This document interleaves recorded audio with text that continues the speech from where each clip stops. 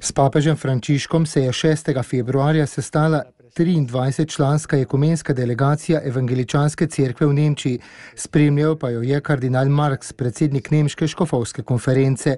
Imamo isti krst, neutrudno moramo hoditi skupaj, so se glasile papeževe besede takoj na začetku govora, ko je spodbudil k nadaljevanju hoje po blagoslovljeni poti bratskega občestva ter k pogumnemu in odločnemu približevanju polni enosti. Pomembno je, da kristjani, evangeličani in katoličani ob 500-letnici reformacije sprejmemo priložnost za skupno obhajanje zgodovinskih dogodkov, da bi ponovno v središče svojih odnosov postavili Kristusa, je dejal papež Frančišek. Prav vprašanje o Bogu in o tem, kako imeti usmiljenega Boga, je bila vzmet življenja in celotne Lutrove poti.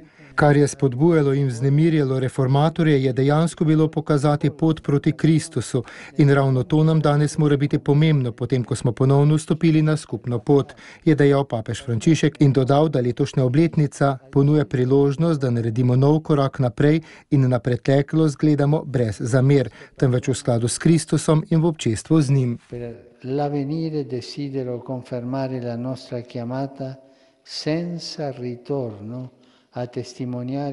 Za prihodnost želim potrditi naš klic k skupnemu pričevanju evangelija, k nadaljevanju poti proti polnemu občestvu. Med to skupno hojo se rodi tudi želja, da bi se podali na nove poti. Vedno bolj se učimo vprašati se, ali to pobudo lahko delimo z našimi brati in sestrami v Kristusu. Lahko upravimo skupaj del poti.